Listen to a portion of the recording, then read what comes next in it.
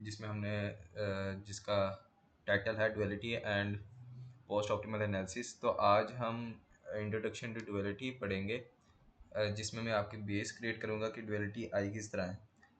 एकदम अगर मैं आपको जाके बता दूँ, सीधा क्वेश्चन सॉल्व करा दूँ, तो उससे आपको समझ नहीं आएगी, कन्फ्यूजन रह जाएगी। आप रट्टा तो मार लोगे।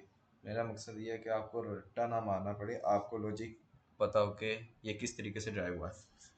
तो स्टार्ट करते हैं।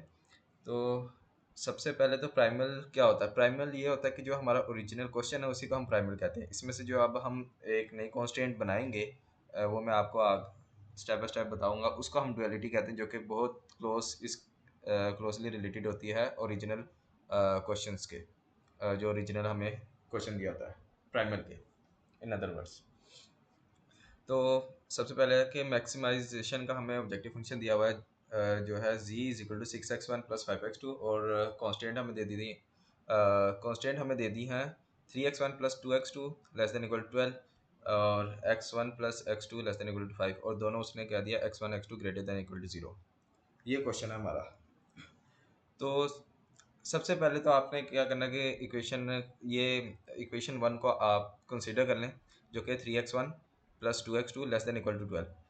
हमारा मकसद ये है कि हम कांस्टेंट वन को किस मल्टीप्लायर से मल्टीप्लाई करें, मतलब कि किस कांस्टेंट से मल्टीप्लाई करें कि इसके जो कोफिशिएंट है लाइक x1 और x2 के जो ऑब्जेक्टिव फंक्शन है ओरिजिनल, उसके कोफिशिएंट के बराबर हो जाए या फिर इनसे ग्रेटर देन हो जाए। करस्पॉन्डिंग मतलब कि x1 का x1 से हमने कंपेयर करना है, x2 का x2 से कंपेयर करना है, कि इन दोनों के कोफिशिएंट्स बराबर हो जाए या फिर ग्रेटर देन हो जाए इस वाली इक्वेशन के ऑब्जेक्टिव फंक्शन से। तो पहले तो हम इससे 1 से मल्टीप्लाई कर देते हैं, तो हमारे पास ये रहा कि 3, इसका कोफिशिएंट है 3, यहाँ पे 6 है, ये लेस देन है। यहीं से गलत होगी इक्वेशन, जो हमारा मकसद था। 2 से मल्टीप्लाई किया तो ये हो गया 6, और ये हो गया 4। 6 और 6 ये चलो बराबर हो गए, ये तो सेटिस्फाई हो गए।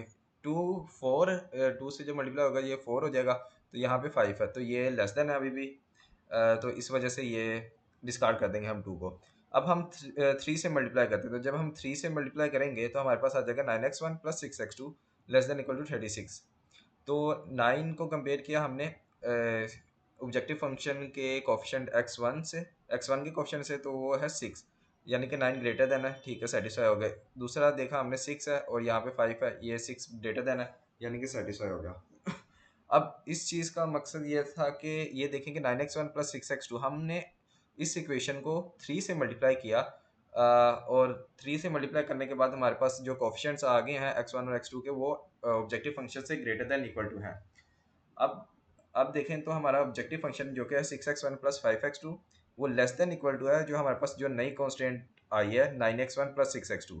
इसके अकॉर्डिंग अगर ये हमारा ऑब्जेक्टिव फंक्शन इस इक्वेशन से लेस देन है, और ये इक्वेशन आगे लेस देन है 36 से, तो इसका मतलब ये हुआ कि हमारा जो ऑब्जेक्टिव फंक्शन है वो लेस देन होगा, लेस देन इक्वल टू होगा 36 से। इधर से हमें एक अपर बाउंड मिल गया कि हमारा मतलब कि अगर हमने इस इक्वेशन को सेटिस्फाई करना है ना, तो हमारे ऑब्जेक्टिव फंक्शन की मैक्सिमम जो वैल्यू आएगी ना, वो 36 आएगी। 36 से ऊपर नहीं आएगी, यानी कि x1 x2 की कोई ऐसी वैल्यू आएगी जो हम ऑब्जेक्टिव फंक्शन में पुट करेंगे, तो हमारा z की वैल्यू, z की जो वैल्यू है वो हमारी 36 से लेस देन इक्वल टू होगी, 36 से क्रॉस नहीं करेगी।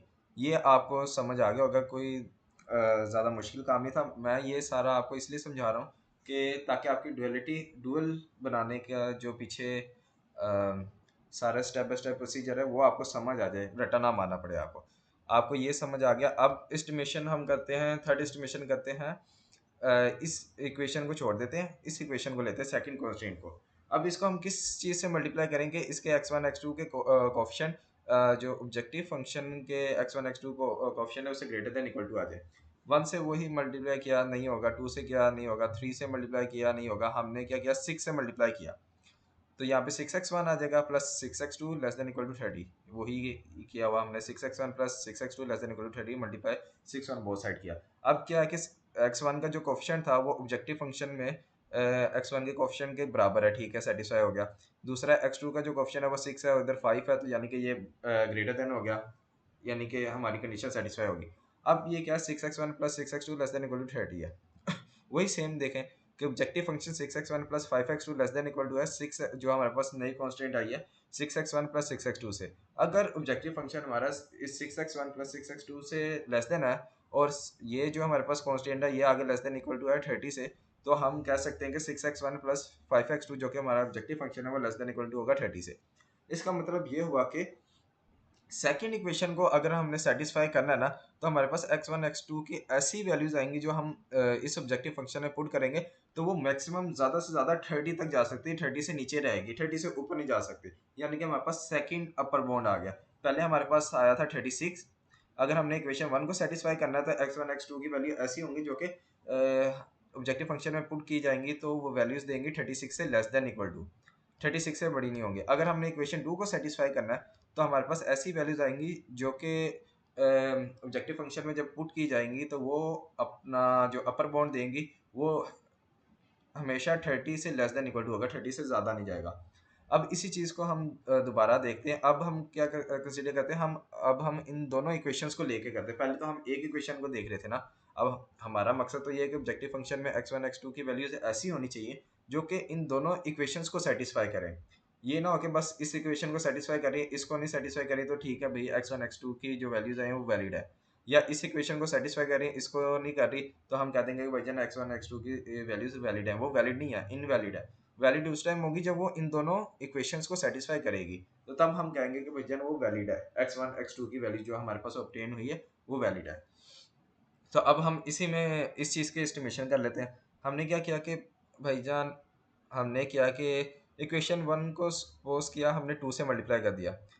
हमने इक्वेशन 1 को यहाँ पे लिखा हुआ है 2 से मल्टीप्लाई किया जो कि हो गया 6x1 plus 4x2 less than equal to 24, और इक्वेशन 2 को हमने 1 से मल्टीप्लाई किया, x1 plus x2 less than equal to 5। हमने ऊपर नीचे लिख लिया इनको साइमल्टेनियसली।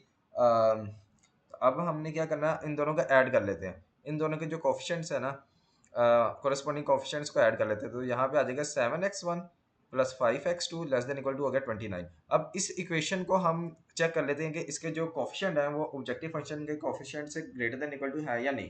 तो यहाँ पे है 7, यहाँ पे 6, ठीक है, सेटिस्फाई हो रहा है। यहाँ पे 5, यहाँ पे भी 5, यानी कि दोनों इक्वल टू हो गया, सेटिस्फाई हो रहा है।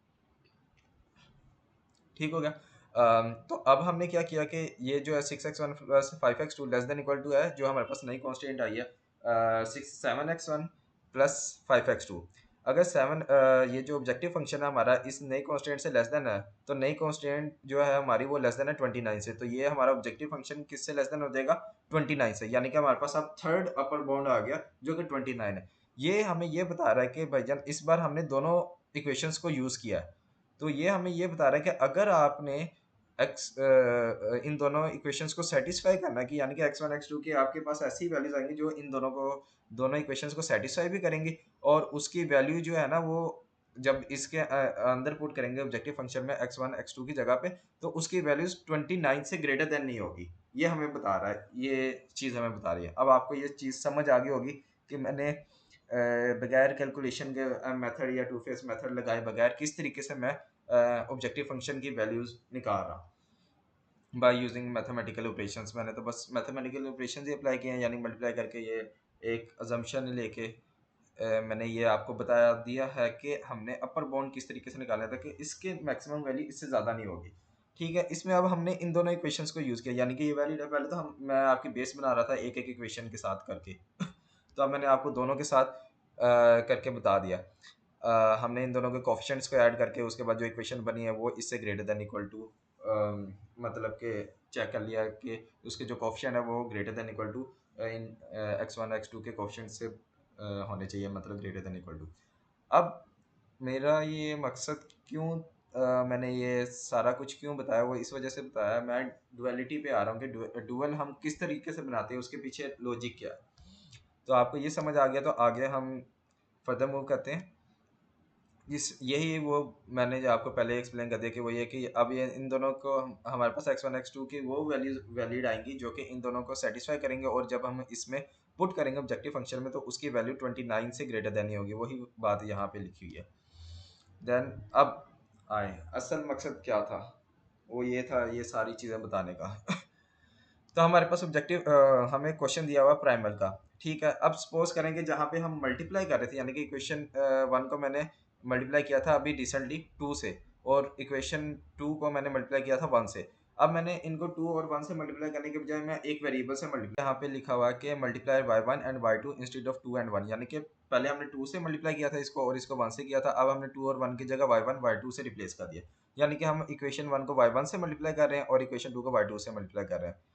तो हमारे पास क्या आ गया, ये देखें 3y1 x1 आ गया, 2 + 2y1 x2 आ गया less than equal to 12y1, और इसी तरीके से y2 x1 + y2 x2 less than equal to 5y2। Okay. अब हमने क्या किया कि इनके जो कोफिशिएंट्स हैं इनको ऐड कर लिया, तो ये हो गया 3y1 + y2, और ग्रेटर देन इक्वल टू हमने कर दिया है ऑब्जेक्टिव फंक्शन के। हम मैंने आपको क्या बताया था, मैंने ये बताया था कि जो हमने कांस्टेंट बनानी है वो इस तरीके से बनानी है कि उसकी जो वैल्यूज़ है ना, यानी कि x1 के कोरस्पॉन्डिंग जो कोफिशिएंट्स हैं उन सब का हम सम करें, वो ग्रेटर देन इक्वल टू होना चाहिए x1 के कोफिशिएंट के ऑब्जेक्टिव फंक्शन में जो x1 का कोफिशिएंट है उसकी वैल्यू से।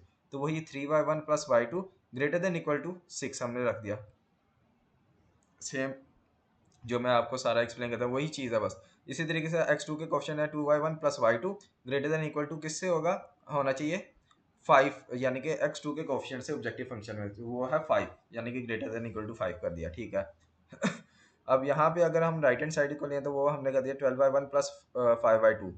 ये हमें क्या बता रहा है, ये हमारे पास अपर बाउंड है। यहाँ पे अगर हम वैल्यूज पुट करें तो हमारे पास 29 आया था, y1 की जगह 2 पुट किया हुआ था हमने और y2 की जगह 1 पुट किया था, तो 29 आ रहा था, तो ये हमें वो हमें अपर बाउंड बता रहा था। तो वही चीज़ है 12y1 + 5y2 will be an upper bound to the objective function value at the optimum, यानी कि इससे ज़्यादा जो y1 y2 की वैल्यू होगी इसमें जब पुट करेंगे तो ऑब्जेक्टिव फंक्शन की जो वैल्यू है वो उससे ज़्यादा बड़ी नहीं होनी चाहिए।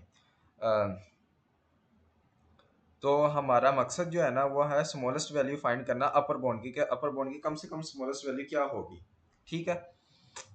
अब हम आगे मूव करते हैं, तो हमारे पास ये है कि ये जो चीज़ थी, ये जो हमने बनाई ये वही है। अब ये देखें कि ये जो 12y1 + 5y2 हमने राइट हैंड साइड को प्लस करके अपर बाउंड कहा था, हमने इसको w का नाम दे दिया। ऑब्जेक्टिव फंक्शन में पहले z यूज़ किया हुआ था, हमने अब इसको w का नाम दे दिया, और ये वही कांस्टेंट है जो हमने अभी ऑब्टेन की थी, यानी कि 3y1 + y2 greater than equal to 6 और 2y1 + y2 greater than equal to 5, ये वही लिखी हुई है, और y1 y2 greater than equal to 0। तो ये जो चीज़ है ना इसी को हम डुअल कहते हैं। इस चीज़ को हम डुअल कहते हैं, ये प्राइमल है, इसका डुअल ये है। बाकी इसके अंदर एक जो इम्पोर्टेंट चीज़ें हैं कि ये हमेशा ग्रेटर देन इक्वल टू होगा या लेस देन इक्वल टू भी आएगा या इक्वल टू भी आएगा, वो नेक्स्ट लेक्चर्स में मैं आपको बताता हूँ। इसके इंपॉर्टेंट केसेस हैं, सारे केसेस मैं नेक्स्ट लेक्चर में इंशाल्लाह डिस्कस करूँगा। वो वीडियो लाजमी देखिएगा, बहुत इंपॉर्टेंट है। अगर वो आपने वीडियो देख ली तो आपको प्राइमल से डुअल में कन्वर्जन में कभी मसला नहीं होगा, किसी भी टाइप का क्वेश्चन आ जाएगा, क्योंकि मैं सारे केसेस उसमें डिस्कस कर दूंगा, तो आपको मसला नहीं होगा। देन उसके बाद मैं उनकी वर्किंग भी बताऊंगा एक क्वेश्चन की करके, उससे आपको अंदाज़ा हो जाएगा कि आपने जब प्राइमर से डुअल में कन्वर्ट कर लिया तो सिर्फ यही मसला है, बाकी वर्किंग सारी सेम ही रहेगी, स्टेप सारे सेम ही रहते हैं। तो यहाँ पे ये आपके पास हमारे पास डुअल आ गया। मकसद ये था ये बताने का कि डुअल किस तरीके से निकला। अब ये देखें ना 3y1 + y2 greater than equal to 6, 2y1 + y2 greater than equal to 5। अगर मैं आपको डायरेक्ट जाके बता देता कि भाईजान ये आप कोफिशिएंट्स को ऐड कर लो और इसको y1 लेट कर लो इक्वेशन 1 को, इक्वेशन 2 को y2, और इनके जो कोफिशिएंट है इनको ऐड करके इससे ग्रेटर देन या रख देना, मैं आपको डायरेक्ट बता देता, वो तो रट्टे वाली बात थी और वो उसमें बहुत सी कन्फ्यूजन रहती है। इवन कि हमें भी, मुझे भी टीचर ने ये जो मैं आज का लेक्चर रिकॉर्ड कर रहा हूँ ना, ये लेक्चर टीचर ने नहीं पढ़ाया, उन्होंने डायरेक्ट क्वेश्चन कराया, तो मुझे वो लेक्चर समझ ही नहीं आया था, तो ये मैंने खुद एक्सप्लोर किया है। चीज़ें वगैरह इकट्ठी की हैं, तो तब जाकर मुझे समझ आया कि पीछे लॉजिक क्या थी कि डायरेक्ट या हम कॉलम्स के जो ये कोफिशिएंट है x1 को इसके ग्रेटर देन क्यों रख रहे हैं। तो इस वजह से मेरा मकसद ही इसीलिए था कि आपको रट्टा ना लगाना पड़े, ये लेक्चर रिकॉर्ड करने का ही मकसद ये था मेरा। तो उम्मीद है कि ये आपको समझ आ गया होगा। यही वो सारा लिखा हुआ कि ये डुअल मैंने आपको बता दिया कि, और डुअल हमने प्राइमल में मैक्सिमाइज है और उस यहाँ पे मिनिमाइज है। ये सारी चीज़ें जो है ना मैं आपको नेक्स्ट लेक्चर में डिस्कस करूँगा। मेरा इस लेक्चर में था बस ये आपको बताना कि भाईजान हमने वाई ये कोफिशिएंट्स मतलब कि इनको x1 के कोफिशिएंट क्यों ऐड किया और इनको यानी कि 3y इसके जो कोफिशिएंट है उनको ऐड करके इसके इसे ग्रेटर देन क्यों रखा, इसके पीछे की लॉजिक बताना था सारा। तो ये बताया वही चीज़ है कि दिस प्रॉब्लम यानी कि ये जो आपके पास ऑब्टेन हुआ ये डुअल प्रॉब्लम कराती है ऑफ ओरिजिनल प्राइमल प्रॉब्लम।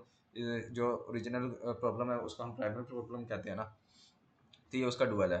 और ये डुअल हमें क्या प्रोवाइड करता है, ये मिनिमम वैल्यू प्रोवाइड करता है अपर बाउंड की, क्या अपर बाउंड की कम से कम वैल्यू क्या होगी। और इम्पोर्टेंट नोट ये है कि every primal problem has a dual. इसी तरीके से है कि डुअल का भी प्राइमल होता है। वो क्या है, एक इंपॉर्टेंट प्रॉपर्टी मैं यहाँ पे डिस्कस कर देता हूँ। वो ये है कि अगर आपने प्राइमल प्रॉब्लम दी है ना आपको, आपने उसको डुअल में कन्वर्ट कर लिया, अगर आप डुअल को दोबारा डुअल लोगे ना तो आपके पास एग्जैक्ट प्राइमल प्राइमल इक्वेशंस आ जाएंगी। यानी कि इस ये डुअल आपने ऑब्टेन कर लिया इससे, इसके ऊपर दोबारा डुअल लगाओगे ना आप, तो आपके पास ये चीज़ आ जाएगी। तो उम्मीद है कि आज का लेक्चर आपको समझ आया होगा और सारी लॉजिक आपको पता लग गई होगी, रट्टा लगाने की ज़रूरत नहीं है। आगे जाके मैं जब क्वेश्चन कराऊंगा ना आपको, तो आपको ये सब कुछ समझ आ गई होगी।